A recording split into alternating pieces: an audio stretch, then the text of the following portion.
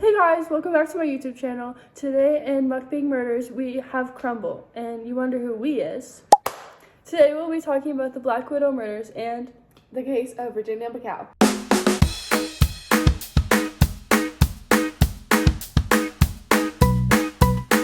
So, this case happened in California, and they were sentenced to life without parole on April 18, 2008. So this story is about a pair of two old ladies and their best friends, and they ended up manipulating men for money, and they would find homeless men and they would offer them like housing and just overall build a relationship with them.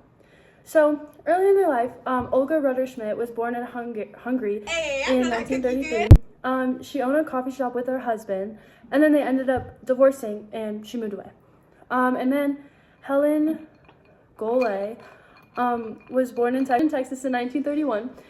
She was a landlord, and she was living in a $1.5 million house, and then she had previously owned like properties because she was a landlord.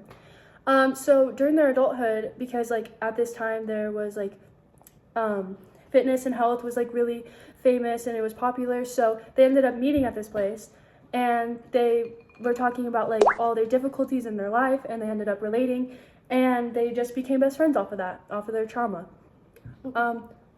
So, you know, just normal two best friends. But this meant, yeah, so like us, you know, you never know.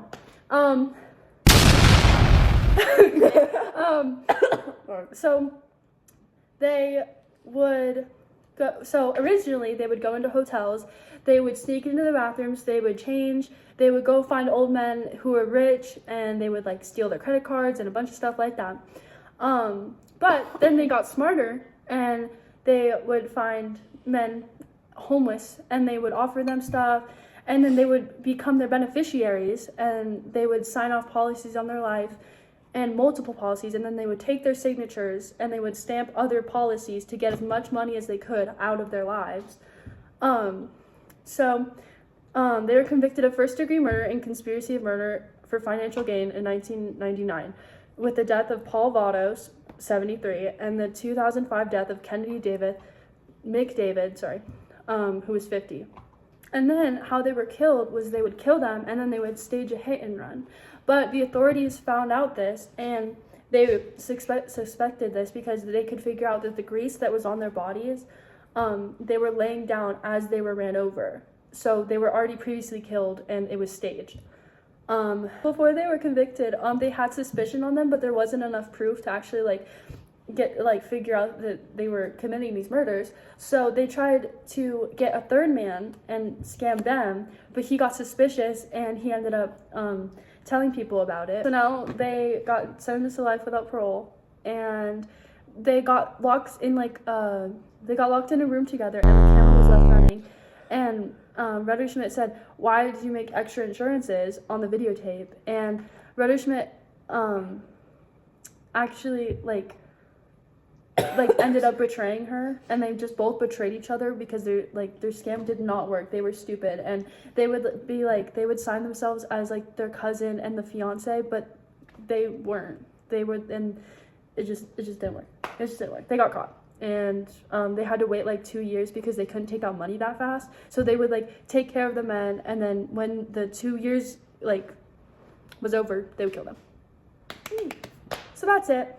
Today we'll be talking about the horrific and demented case of Virginia McCall and how she murdered her own two loving, caring, and very thoughtful old parents.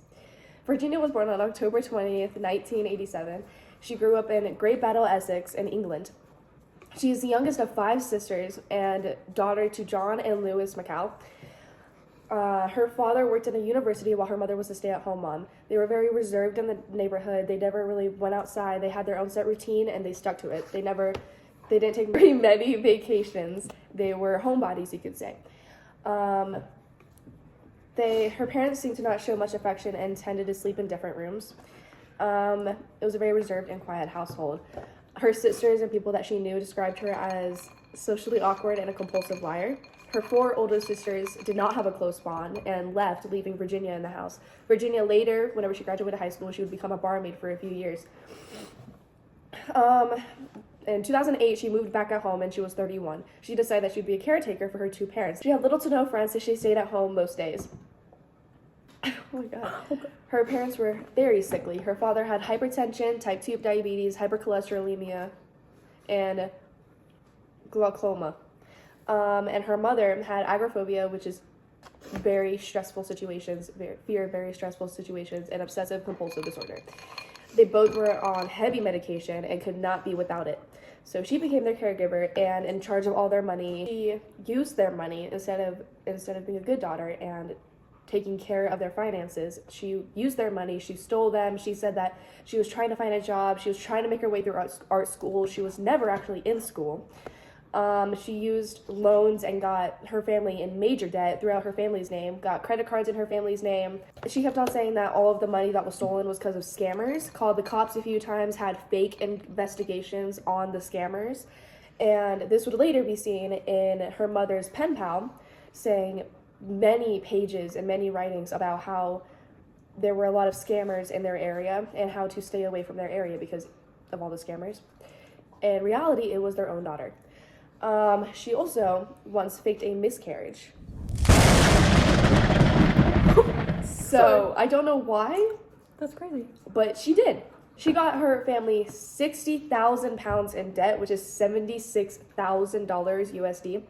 She forged bank letters and banknotes that would cover her tracks for the money loss. And again, so many fake investigations and cover-ups for all of her stealings. In March 2019, she found herself too deep in the lies and she couldn't go on anymore. So she decided that the only logical way was to kill her parents. Her parents are 70 and 71, and Virginia's 32. In preparation, Virginia bought more meds, but in a very excessive amount. She used her father as a test subject. She would spike his drinks in different doses to see what the effects were, basically using him as a test dummy. And one night, on July 17th, 2019, she crushed pills into their drinks and watched them drink it before bed. She said that she didn't know if her father was actually going to die or not because he did not finish all the drinks, no matter how much he pressured her. The next morning, whenever she went to check on her parents, she woke up extra early in preparation, and her father was no longer alive. Whenever she went to go check on her mother, her mom was alive, but very out of it and drugged from all the medicine that she gave her. So Virginia walked out of her room, grabbed a hammer, went back into her mom's room, and started bashing her mom's head in. And her mom woke up, looked at her daughter in the eyes, and said, "Why are you doing this?" And Virginia said nothing and just killed her by bashing her head in with a hammer. Then later, she said that she sat by her mom's bedside and held her hand and just said, I'm sorry. I don't know what I did that, or I don't know what I just did." The same day, she goes out and buys cement and sand. She doesn't do anything with it until a week later. However, she calls the banks and she gets new credit cards. She goes online shopping. She buys a whole bunch of new furniture and revamps the house the same day that she just killed her own parents. She grabs her mom's phone and texts her sister acting like her mom and says, "Dad and I are going to the seaside this weekend. We will catch up with you soon. Love, Mom." She doesn't do anything for the next week, and whenever she does, she puts her mom into a sleeping bag and drags her upstairs, tapes up the sleeping bag, and puts it into a closet. She then covers the door with cement bricks. And later, the police would have no idea where this closet was, and she would have to point and say that was where the closet was, because it was mortared up and everything. She put her father into a sleeping bag, wrapped it in plastic, and dragged him to the office and put him in a corner and started building a wall around him. The police officers said that it looked like a tomb that she put her father in. And she just went on life as normal, buying stuff, texting her siblings as her parents, normal stuff. She called doctors and canceled the appointments. She would make new appointments. She would cancel them. She would buy Airbnbs for her parents to go on vacation. They would never go, obviously. Her mom had a pen pal who stated concern for her pen pal not ever responding. And then Virginia just expressed like, oh, well, she's just in a bad spot right now. Her dad met up with someone every single Friday at a White Horse Cafe, or White Horse Pub. And one day he just never showed up, which is unlike his friend. His friend went up to Virginia and was like, hey, what's going on with my friend? And she said, oh, nothing. They're just in a really bad place right now. He's very sick. He can't come out. And then his friend just said, okay. The neighbors got very worried. The blinds were always closed. And she always just said they were on vacation, which is weird because they never went on vacation. They were elderly, 70-year-old parents. They couldn't really go on vacation, especially not without their caregiver. And then 2020 happened. So obviously, no one's going to go check up on people because COVID. So she got off scot-free for like 2 full years. She called doctor's appointments pretending to be her mom. She called her siblings pretending to be their mom. She texted off of both her mom and dad's phones pretending to be them, saying happy birthday, happy holidays, would buy them presents, send it to their houses with love mom, love dad. And her siblings never got suspicious. They weren't very close with their parents at all. She also called the police over 20 times and pretended to be her mom or her dad, saying the neighbors were too loud. I see someone being suspicious in our neighborhood. And one time, called the cops saying that she got mauled by a dog. The cops came to the house, stepped foot into the house where her parents were murdered. And obviously they weren't looking for a dead body, so they didn't know what to look for. But she said later that she just wanted to know if they would be suspicious of her. And they weren't. Until September 2023, she's 36 years old. Doctors are very concerned about these 2 elderly people who have not bought medicine in a long time, have canceled their appointments so many times, and these people are so old they can't go without doctor's appointments, especially with all their chronic illnesses. The doctors contact the cops and say, hey, we want to do a wellness check. The cops call Virginia. Virginia says her parents are on vacation and they forgot their phone, so they shouldn't try to call them. And the cops were obviously very suspicious.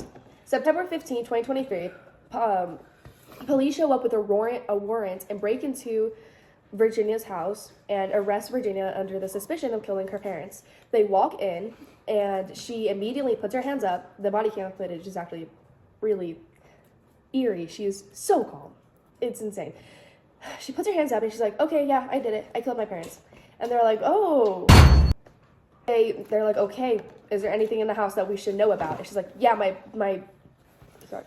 She says, yes, my father's body is in that room. And my mother's body is upstairs. And she has handcuffs. They're like, okay, can you point us to where your father is? And she's like, okay, but I'm gonna have to show you. And they're like, no, just point. And she's like, okay, well, he's in there. He's in that cement brick. Like, he's in there. And they're like, okay, where's your mother? She says, well, that's a little bit more complicated. She's upstairs. I can show you. My room's a bit messy, but I can show you. And they're like, no, you're not going to move. Okay, you're just going to sit right here and tell us what happened. She's calm and eerily calm, but she is, in the video, you can see she's manipulating the officers. It shows that she cares about the littlest things instead of her parents' dead bodies. She says, oh, I'm sorry, my hair is really bad today. Like, oh, I'm sorry, the house kind of smells. Like, sorry. And they're like, okay, well, we are talk about your dead parents. We don't really care about how your house smells. Whenever one of the cops tries to repeat back what they're charging her against and says, oh, your mother is next to the sink. And she said, no, she is not next to the sink. She's next to the dresser in the closet. I told you. As if it's just like homework that she forgot about and she is yelling at her kid saying, I told you this. Instead of her parents' dead bodies. And then she says, I've been waiting for this. I'm ready for my punishment. I know I seem 100% evil, but things come and they go. She deserves whatever she gets as punishment and judgment-wise because it's the right thing to do, and she will get a little bit of peace knowing that she will be away, even though she killed her parents. The cops are obviously scared and standoffish, and she says, cheer up, you finally caught the bad guy. Once the bodies are found, she pleads guilty. She claims that her parents were awful, but her siblings quickly testify against that. And they say that it is a lie and a disgusting misrepresentation of their family. She is serving life in prison with a minimum of 36 years. And that's the end of our podcast. Thank you for watching and come back for another video with new guests and and new videos.